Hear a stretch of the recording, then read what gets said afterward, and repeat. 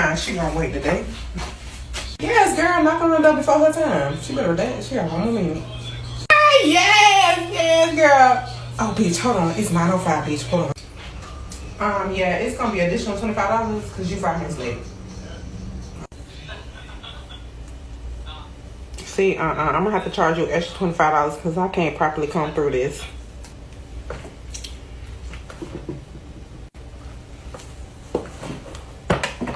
Look, I'm gonna have to charge you extra $25 if you keep moving your head. Girl, for real?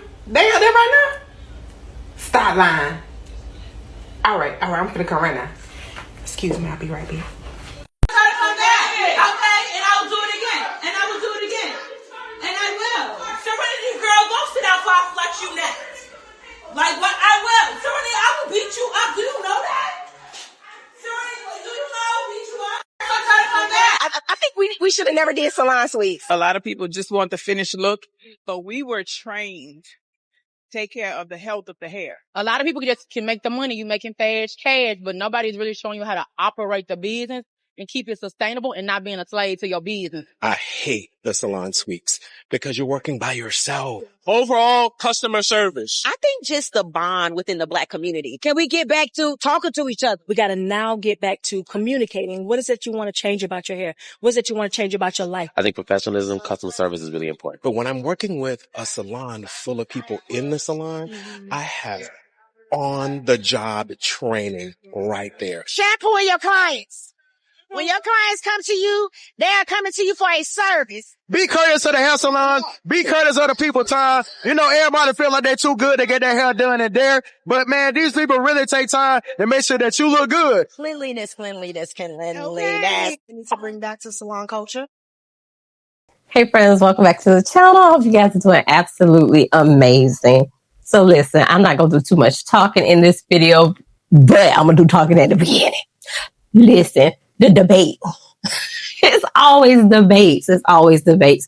This one has to do with the salon suites versus the home stylist versus the salon, right?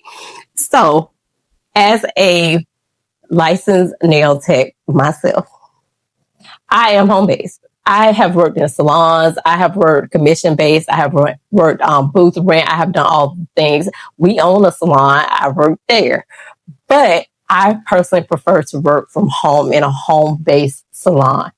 And that's only because I built a clientele that prefers to have one-on-one. They don't like to hear all the chitter-chatter. They're coming from work late because most of my, I have a day job. So that's my side hustle. So most of my clients come in the evening and they've had a long, stressful day. They just want to come and relax. And I want to provide that for them, right? So I feel like for me, it's just better.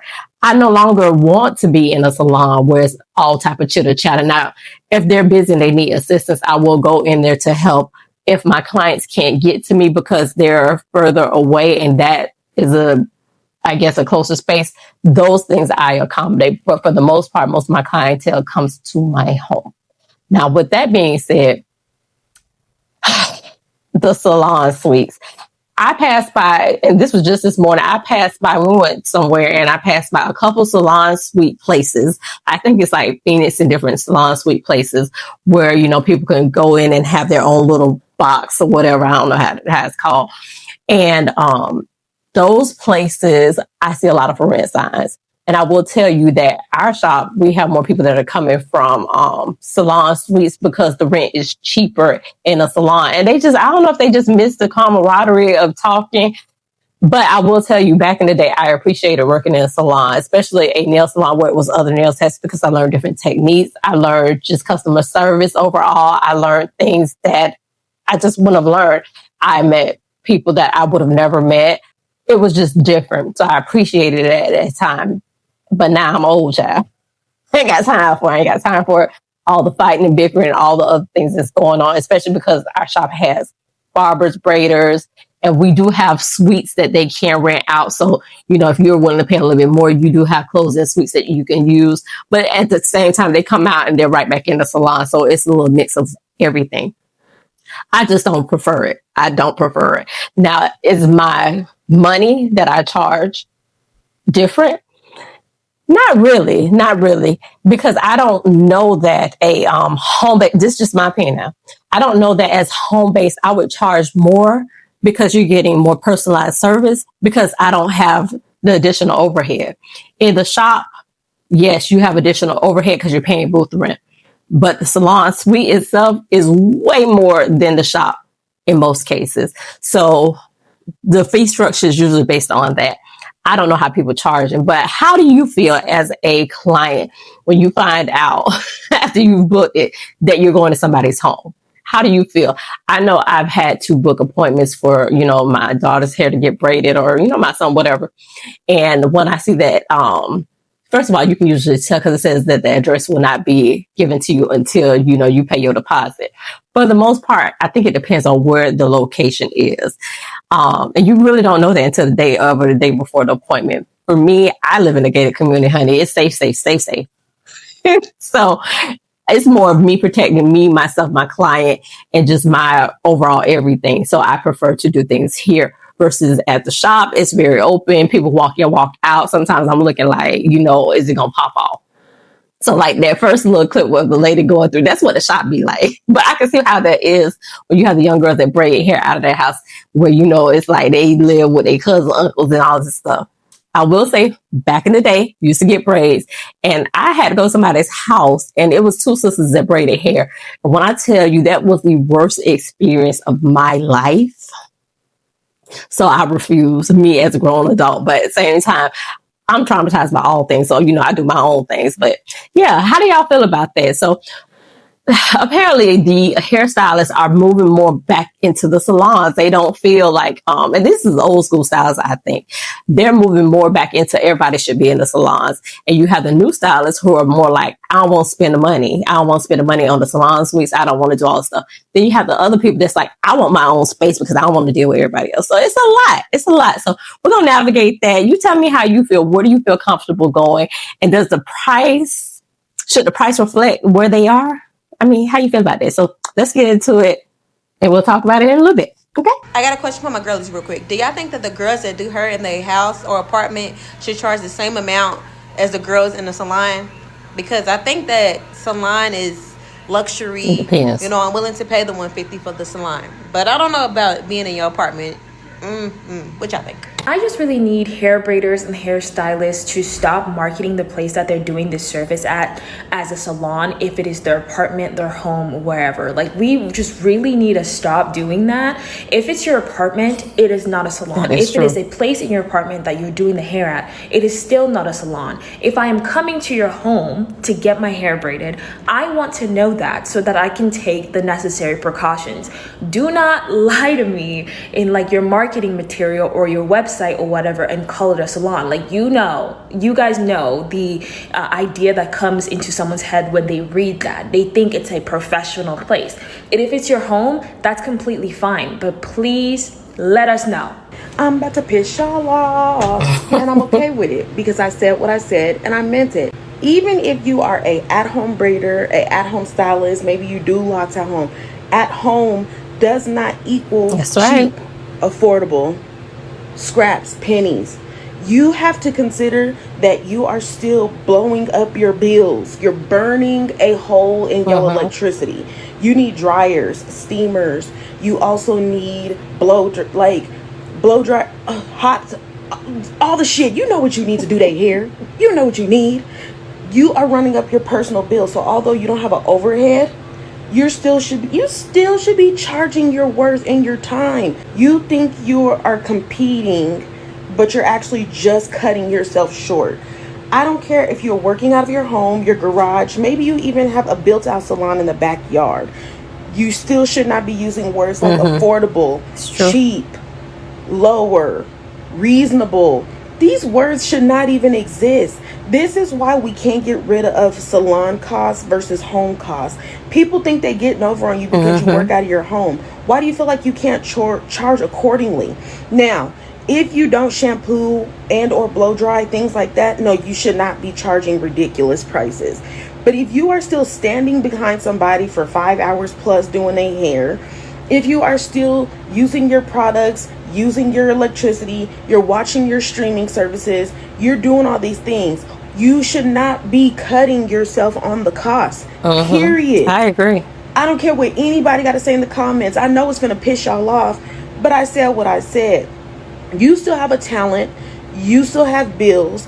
If you're doing this full time, you should not be doing more heads to make up the shortcut you're making because you're not charging enough. Don't let people belittle you because you're working in a suite or at your home just because you're not in a salon doesn't mean you don't have a license. She paid her deposit. Everything was going well. And this is a transparent moment right now. I don't know why, but I've been feeling the urge to talk about the olden days, which was 3 years ago. I started doing hair in 2020. So anyway, back to the story. I guess after I sent her the address, she happened to look it up on Google Maps and then she screenshotted where I was living at the time and she sent it to me. And I didn't say anything because I was just like, okay, why is she sending me my own address that I just sent her? So then she texts me shortly after that and says, hey, is this the location? Question mark, question mark, question mark. So I'm like, yeah, this is the location. And she was like, oh, sorry, hun. I don't go to people's houses to get my hair done. You can keep the deposit. And I was just like, wow, like, I'm not even gonna lie to y'all. I was actually hurt. But before that even happened, I had plans to move into my own salon suite, which is what I work out of now. But was she too good to sit?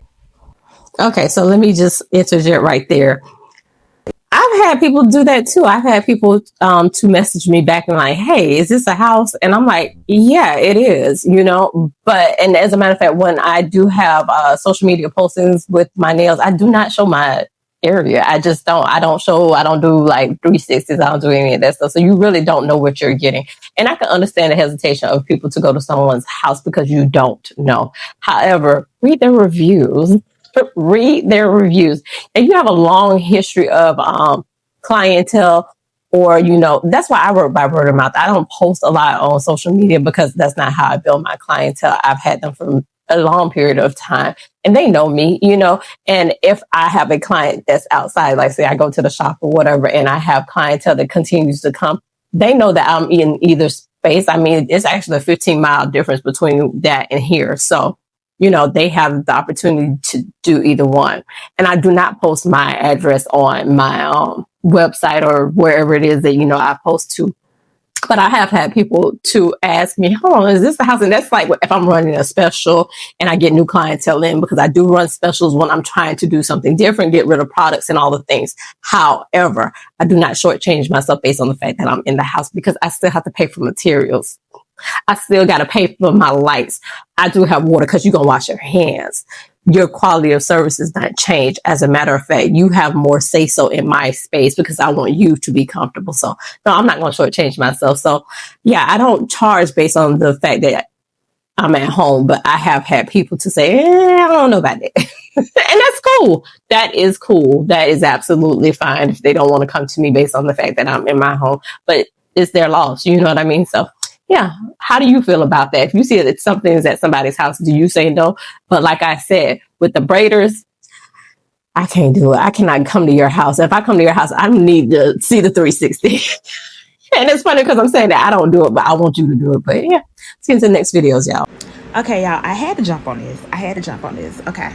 So that creator right there, she was speaking on how she used to do hair in her house. She has a suite now. Shout out to her. She does amazing work. But I seen a lot of videos surfing on TikTok where people was like, well, I won't go to nobody's house and get my hair done or my nails done, or sanitation this and sanitation that, blah, blah, blah, blah, blah, blah, blah. I want the salon experience. I guess that.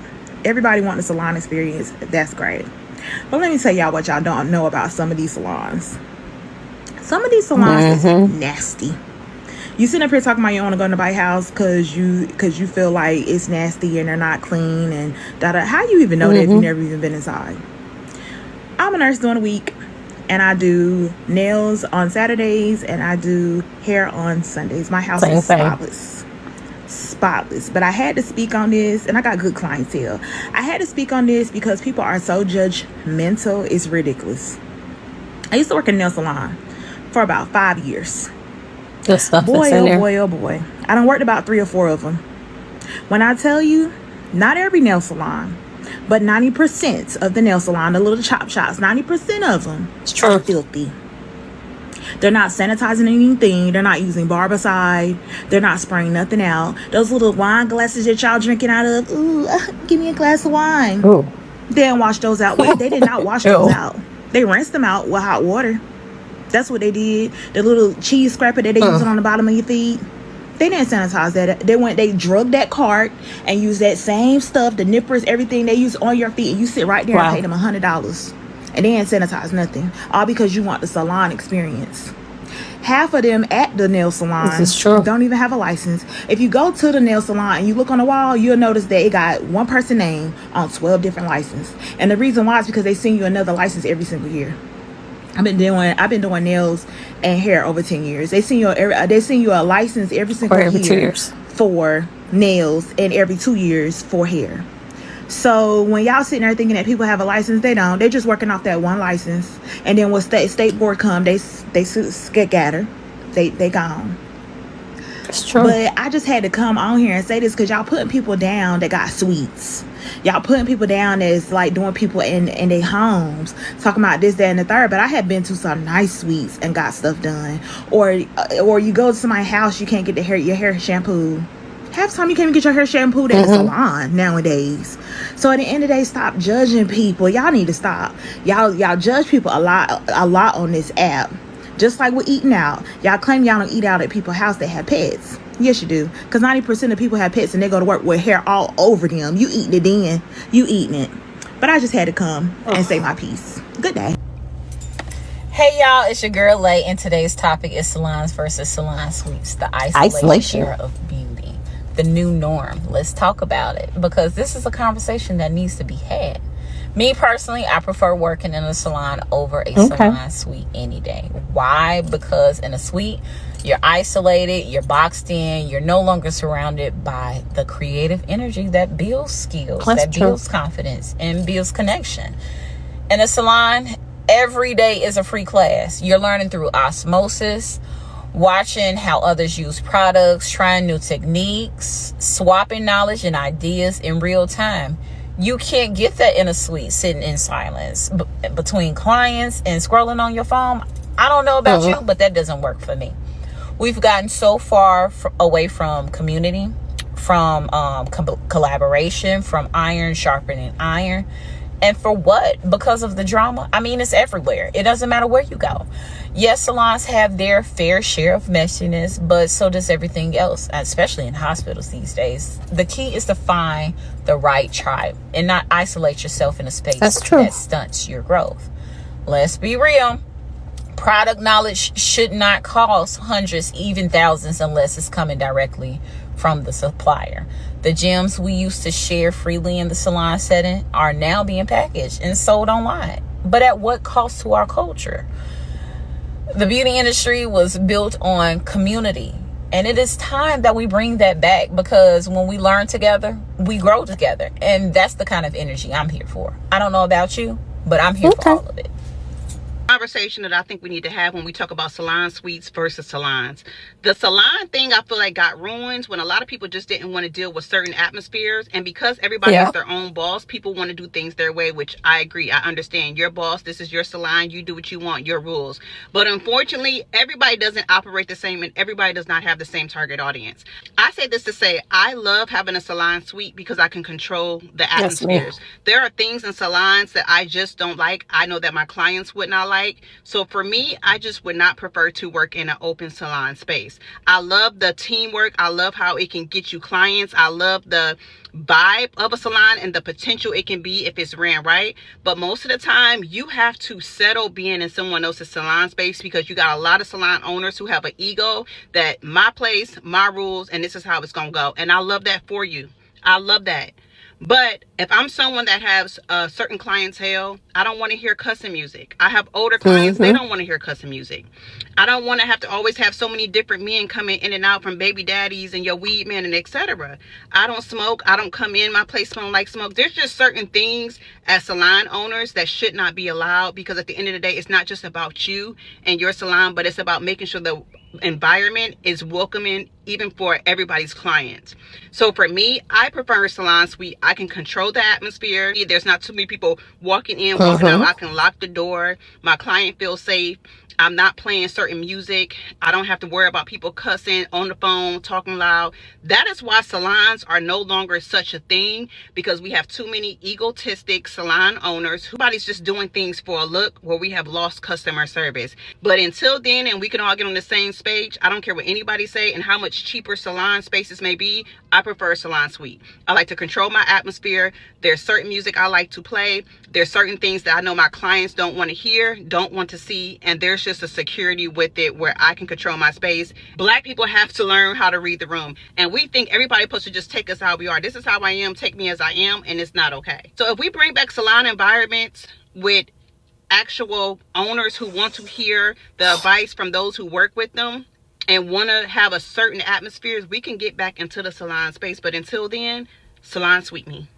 And I can't disagree with her. I can't, because, a lot of times it's the atmosphere. And that's the reason why I choose not to work inside a salon. And it has nothing to do with the owners, but it has to do with the people. When they rent a space in a salon, you can tell them how you want your salon run. You can have as many meetings as you want to, but at the end of the day, at least here in our situation, they're independent contractors. So we can't tell them what to do. We can tell them how to possibly conduct themselves, or, hey, all that stuff. But you do have everybody that works inside the salon has their own attitude. All their clients have their own attitude. It's a lot going on. I ain't got time for it. I don't have time for it. And I like to control my environment. I am a Virgo. So I like to be in total control. Can I always control it? No. But I can at least, before the client comes to me, and this is if it's a new client, I can at least kind of, and I can set the mood. So if they're a little ratchet, I can bring them back down like, yeah, we ain't doing that here. In the salon, not so much, because a lot of times energy feeds off energy. But that's my personal thing. And like I said, when I first started out, it was important that I was in a salon. But as I've grown and I know my clients, I know my skills, and I know all the things, it's not beneficial to me to be inside a salon. And that's just what it is. So I get what she's saying. I prefer it. And I ain't paying for no salon suite because I have the space in my home. So I ain't doing it. But if I had to do a salon suite or a salon, I would do a salon suite. Just because, like I said, it's all the same. It's all the same. It's just that the salon suites are high. And I notice a lot of people are moving out of them because they are super expensive. And I think that the timing has something to do with, like, you can only be in and out at a certain time. But anyway, get back into the videos, y'all. Whoever commented this, thank you. Like, that's literally the point that I'm trying to get across. Like, when you're home based, it's not like you just have a station set out. Well, not for me. I live in an apartment. Like, maybe for people that live in a house, they have like a separate room for that. But me, I don't. So I have to take out my table every time a client comes. I have to take out the equipment every time a client comes. It's not like I'm just have everything set out like a nail salon, It's also different because when it comes to a service at home, it's with appointments. So you delaying your time for your appointment is delaying the time of others for their appointment. It's not like you just show up to the salon and you wait for somebody to be available. No, it's very different. So thank you for commenting that. And literally, if you don't want to book, then don't book. It's okay. That's cool. That's just how I function. The truth about being a home-based service provider is naturally you'll outgrow your space. And that's what happened to me. I felt like I was stuck being a service provider from home for the past 9 years, and I just felt like I wanted more. So I viewed a couple of venues and they just weren't for me. And I wasn't ready to move out of Coventry just yet. So what I did was I decided to renovate my living room. My family supports me 100% all the way, and I got the permission to turn the living room basically into a home salon. So I picked up some bits and bobs from Range and B&M, just a few bits to decorate and to make it feel like a studio. And then I asked my very kind handyman to put up some shelves for me, some lighting for me as well. And I basically just decorated it how I would decorate my studio. I took a corner of my living room, put up a mirror. As you can see, I'm showing you guys my whole living room. Like, I'm being raw and uncut. So when you come into your appointments, this is what you're going to see. And this is how it turned out. Obviously, I'll move things around when I actually have clients in. But just to give you an overview, you can still make your living room space or your bedroom space or wherever you're working still feel professional, still have that good feel where your clients will feel like they can take content here. just by adding bits and bobs just to make it feel like a studio. So here I got a new trolley, then I also added a snack trolley. So don't be shy when you come to your appointments, guys. Please be greedy because these are all for you. And I just feel like a lot of home service providers do get a lot of backlash. And I understand not everybody's going to be able to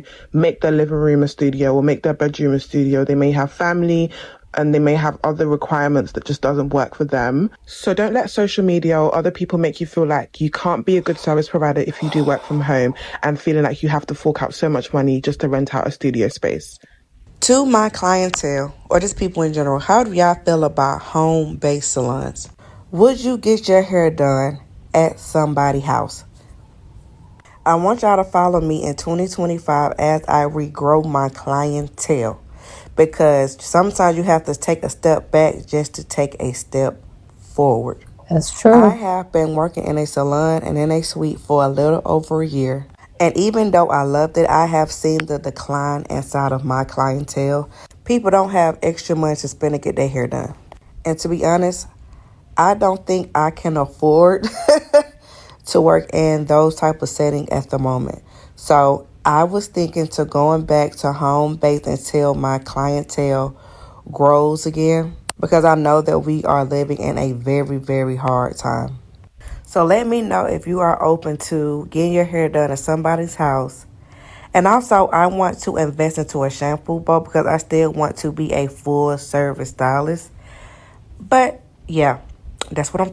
Okay, so truly I can never make these anymore because my cat attacks my phone. So we're going to try this. Anyways, so today I just wanted to come on because I am going through a lot in my personal life and making some big changes. And I just wanted to talk about renting a salon suite.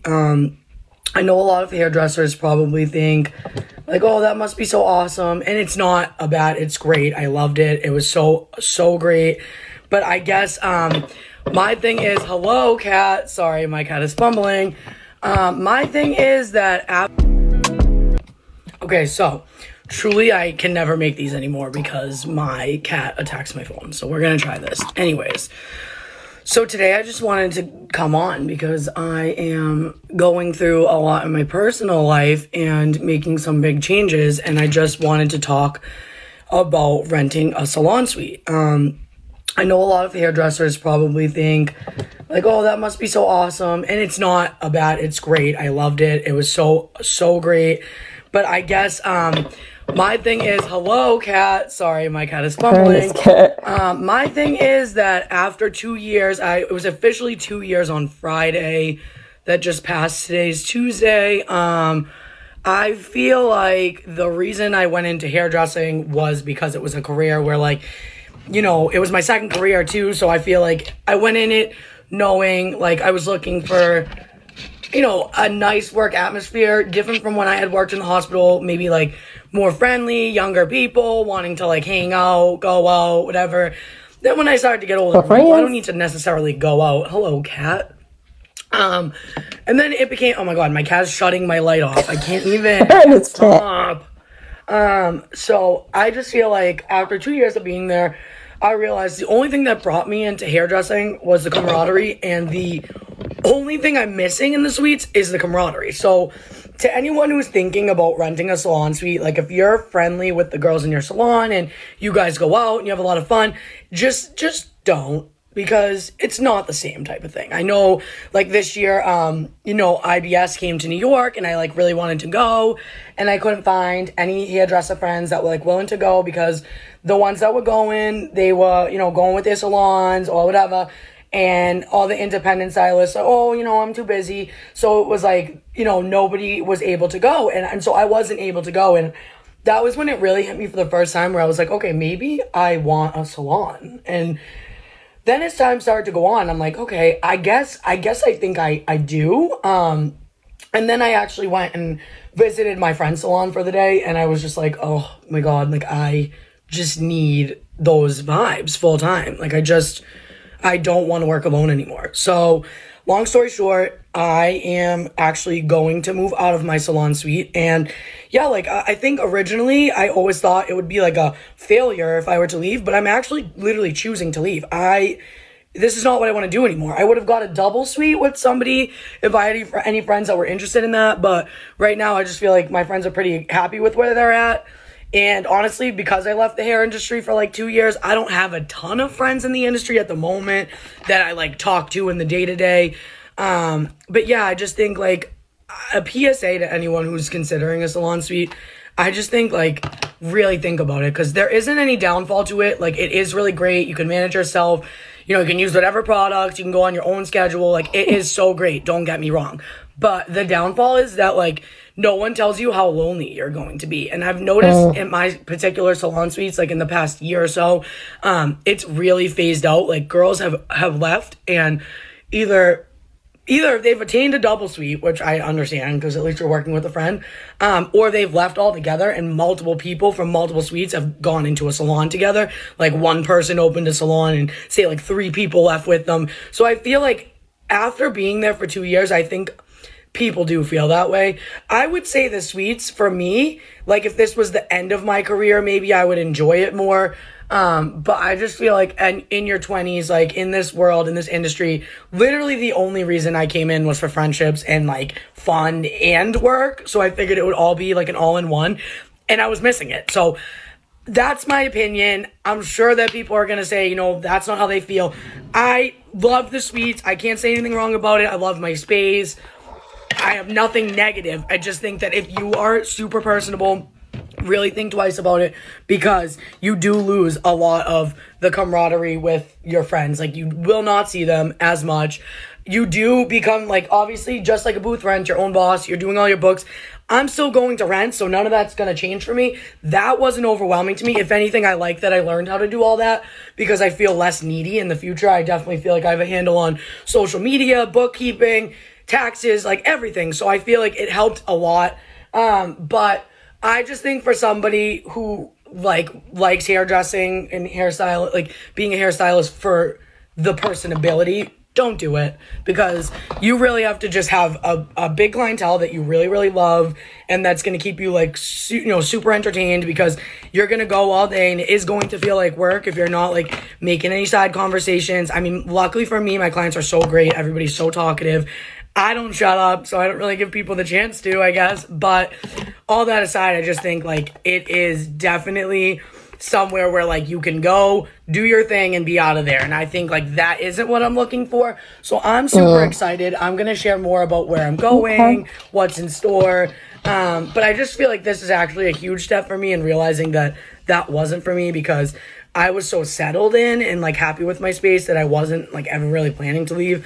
But I just knew something was missing, and I just feel so lonely, truly. Like, other than my husband or my parents, I don't feel like I see a lot of people. So I'm just really excited. And honestly, I just feel like right off the bat, I just think that it was the right decision. I feel like I would know if it wasn't.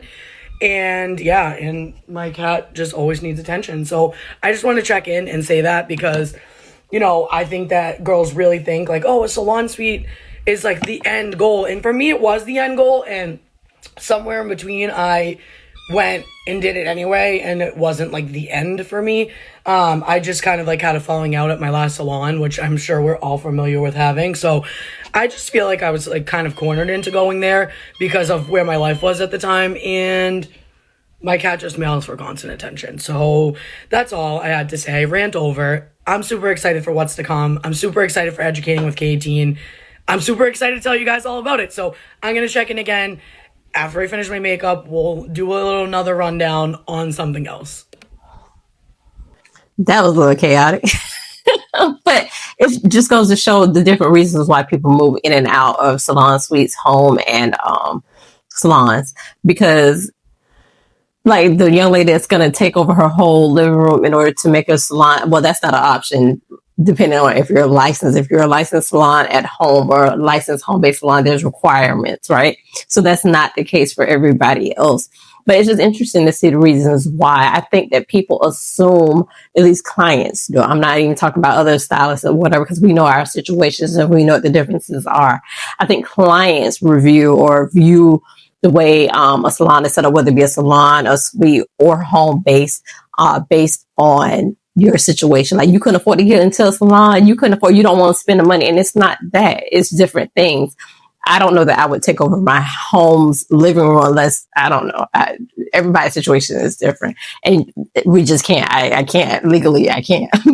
I have a space that's dedicated to the salon. It's dedicated. It's a dedicated space that has the requirements and all the things. So that's different. That's a different type of dedication versus, taking over my living room that, my family. And I don't know. So those situations are a little different, because how do people as clients feel you getting your hair done and the person's husband's walked in, now the kids eating, macaroni and cheese at the table? So, it's a lot that goes into it. And I think everybody's situation is different. When people come to my place, they see that it's not what they thought it was, but they knew me, right? They knew me, or they should have known through the conversation that this wasn't going to be that. So, it goes into a lot of different things, reasons why. And to hear the different reasons is interesting to me. That's why I need to do this video. So let's listen to some more. Apparently, my prices should be a lot cheaper than a hairdresser that's working in a salon. She's mobile. I want to know what your thoughts are on this. I've had quite a few comments now saying that my prices should be cheaper than a hairdresser that is working in a salon environment, and I want to give my opinion on this one. Obviously, I am mobile, so I provide my hairdressing services to people in their own homes. I hear a fair amount of, well, you don't have as many overheads, and, well, what's a luxury about getting your hair done at your kitchen table? Now, I'll give you that one. Having your hair done at your kitchen table isn't quite as nice and relaxing as being in a luxury salon sipping a glass of Prosecco. But can we just think about this? I am travelling to my client's house at their convenience, and they don't even have to leave their front door. There's no stress of maybe feeling you have to put your makeup on because you're leaving the house, or feeling like you've got to get out your pyjamas, or trying to sort childcare, or even missing delivery of that parcel you've been waiting for 3 days. I work on a one-to-one service where there is no one else. It is just me and you. Your hairdressing appointment is solely focused on you. Also, I feel like I go above and beyond to try and give a nice service to my clients. I've got a mobile basin, I take all my own towels, I take my gowns, I provide the best hair care products. Someone commented on one of my videos a few weeks ago saying, oh my god, I don't even think Chris Appleton has one of those basins. To which someone needlessly replied, well, it's a bit different having Jane in the middle of your kitchen doing your hair than it is to having a celebrity hairdresser. Number one, my name's not Jane.